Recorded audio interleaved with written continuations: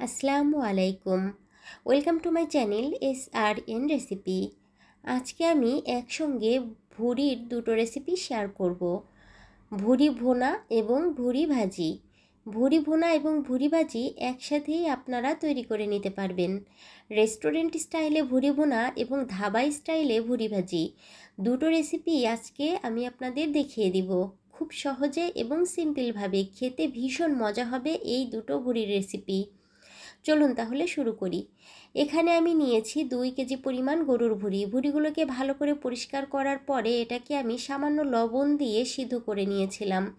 এখানে 50% সিদ্ধ করা আছে।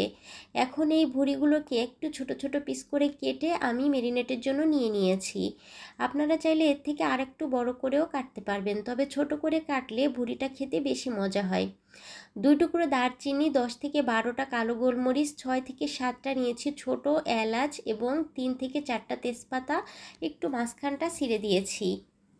এখন আমি এখানে দিয়ে দিব স্বাদ অনুযায়ী লবণ। যেহেতু 2 কেজি পরিমাণ ভুঁড়ি, তো সেই অনুযায়ী অবশ্যই লবণটা দিতে হবে। এরপরে আমি দিয়ে দিব এখানে 1 টেবিল স্পুন পরিমাণে আদা বাটা এবং সেই সঙ্গে দিয়ে দিচ্ছি আমি রসুন বাটা। আদা বাটা থেকে রসুন বাটাটা আমি একটু বেশি ব্যবহার করেছি। এখন দিয়ে দিচ্ছি এখানে আমি 4টি পাকা মরিচ, সেই সঙ্গে কিউব করে কেটে নেওয়া হাফ কাপের মতো পেঁয়াজ। এরপরে আমি এখানে এক এক করে গুঁড়ো মশলা দিচ্ছি। প্রথমে দিয়ে দিচ্ছি 1 টিস্পুন পরিমাণে ধনিয়ার গুঁড়া, তারপরে দিয়ে দিচ্ছি 1 টিস্পুন পরিমাণে জিরার গুঁড়া, সেই সঙ্গে দিয়ে দিচ্ছি এখানে আমি 1 টিস্পুন পরিমাণে হলুদের গুঁড়া এবং দিয়ে দিচ্ছি এখানে আমি লাল মরিচের গুঁড়া 1 টিস্পুন পরিমাণে। আপনারা যদি ঝাল বেশি খেতে চান আরেকটু বাড়িয়েও দিতে পারবেন। এবার আমি এখানে হাফ কাপের থেকে একটু কম ফেটানো টক দই দিয়ে দিলাম। তারপরে আমি এখানে দিয়ে দিচ্ছি হাফ কাপ থেকে একটু কম সয়াবিন তেল। যেহেতু ভুঁড়ির সঙ্গে কিছুটা তেল চর্বি রয়েছে, তাই এখানে তেলের পরিমাণটা একটু কম করেই দিয়েছি। অতিরিক্ত তেল হলে আবার ভুঁড়িটা খেতে বেশি ভালো লাগবে না।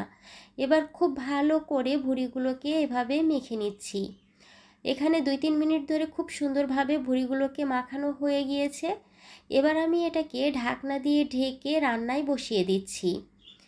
কোনো ধরনের পানি কিন্তু এই পর্যায়ে ব্যবহার করা যাবে না। ভুঁড়ি থেকেই অনেকটা পানি বের হয়ে আসবে, তাই এভাবে ভালো করে মেখে ঢাকনা দিয়ে ঢেকে একদম হাই হিটে আমি 3 থেকে 4 মিনিট রান্না করব। ঠিক 4 মিনিট পরে আমি ঢাকনাটা তুলে নিব। 4 মিনিট হয়ে গিয়েছে, দেখুন ঢাকনাটা তুলে নিচ্ছি, কতটা পানি বের হয়ে এসেছে ভুঁড়ি থেকে। আর ভুঁড়ি থেকে কিন্তু ফার্স্টে এভাবেই পানিটা বের হয়ে আসে। এবার আমি অনবরত নেড়েচেড়ে কষিয়ে এই পানির মধ্যেই ভুঁড়িটাকে 10 মিনিট ধরে রান্না করে নিব। এতে করে ভুঁড়ির গায়ে যে একটা কাঁচা গন্ধ থাকে, ওই গন্ধটা একদমই চলে যাবে। দেখুন কতটা সুন্দর একটা কালার চলে এসেছে কষাতে কষাতে, আর পুরো পানিটাও কিন্তু একদম শুকিয়ে গিয়েছে। এই পর্যায়ে এখন আমি ভুঁড়িটাকে একদম পারফেক্টভাবে রান্না করার জন্য এবং পুরো 100% সিদ্ধ হওয়ার জন্য 3 কাপ পরিমাণে ফুটন্ত গরম পানি দিয়ে দিলাম। যেহেতু ভুঁড়িটা আগে থেকেই 50% সিদ্ধ আছে, তাই এই 3 কাপ পানিতেই ভুঁড়িটা রান্না এবং সিদ্ধ কমপ্লিট হবে। আর কিন্তু এই ভুঁড়িতে কোনো ধরনের কোনো পানি বা কোনো মশলাই ব্যবহার করার প্রয়োজন নেই। এবার এটাকে ঢাকনা দিয়ে ঢেকে লো ফ্লেমে আমি পুরো 40 মিনিট রান্না করেছি। অবশ্যই এটাকে মিডিয়াম টু লোতে রেখেই রান্না করতে হবে, তাহলে ভুঁড়িটা একদম ভিতর থেকে সফটলি সিদ্ধ হবে আর মশলাগুলো ভুঁড়ির মধ্যে খুব ভালোভাবে প্রবেশ করবে। ঠিক 40 মিনিট পরেই আমি ঢাকনাটা তুলে নিচ্ছি। দেখুন মাশাআল্লাহ কতটা পারফেক্ট হয়েছে ভুঁড়ি বোনা।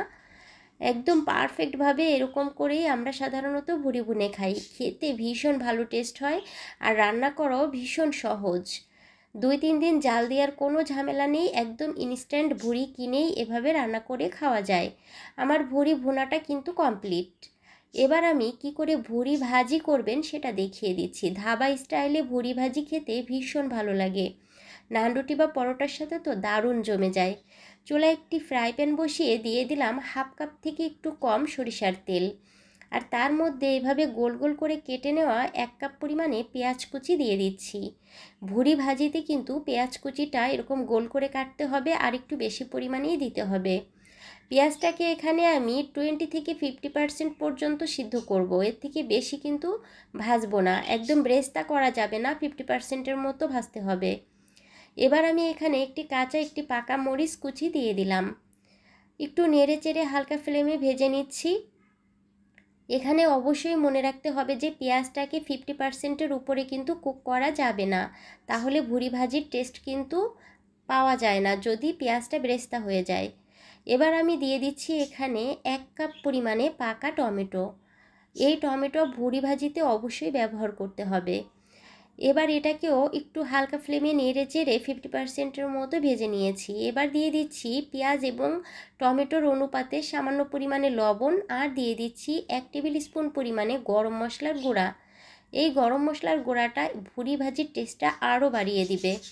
খুব ভালো করে নেড়ে চেড়ে একটু লো ফ্লেমে ভেজে নিয়েছি। দেখুন সব কিছুই কিন্তু 50%-এর মতো ভাজা হয়েছে, কোনো কিছুই পুড়ে যায়নি। এই পর্যায়ে আমি রান্না করা ভুড়ি থেকে অর্ধেকটা পরিমাণে ভুড়ি এই মশলার মধ্যে দিয়ে দিচ্ছি। এবার এটাকে ভালো করে নেড়ে চেড়ে একদম হাই ফ্লেমে 4 থেকে 5 মিনিট ভেজে নিব। এখানে কোনো ধরনের ঢাকনা ব্যবহার করা যাবে না, আর চুলার লেভেলটা কমানো যাবে না, একদম হাই ফ্লেমে ভাজতে হবে। 5 মিনিট ভাজার পরে দেখুন মাশআল্লাহ অসম্ভব সুন্দর একটা কালার এসেছে, আর আমার ভুড়ি ভাজিটাও কিন্তু রেডি হয়ে গিয়েছে। কি সুন্দর একটা ঘ্রাণও বের হয়ে এসেছে। এরকম ভুড়ি ভাজি দিয়ে কিন্তু পেট ভরে রুটি, পরাটা, নান রুটি সব কিছু খাওয়া যায়, ভাতের সঙ্গেও অসম্ভব মজা হয়। আজকে আমি খুব সহজে আপনাদের সাথে ভুড়ি ভোনা এবং ভুড়ি ভাজি দুটো রেসিপি শেয়ার করেছি। আশা করি আমার এই সুন্দর রেসিপি দুটো আপনাদের ভালো লেগেছে। ভালো লাগলে অবশ্যই আমাকে কমেন্ট করে জানাবেন। আমার চ্যানেলটাকে সাবস্ক্রাইব করে বেল আইকনটি অল করে রাখবেন, যাতে করে নতুন কোনো রেসিপি দেওয়ার সাথে সাথে চলে যায় আপনার কাছে। ভালো থাকবেন, সব সময় পাশে থাকবেন। আল্লাহ হাফেজ।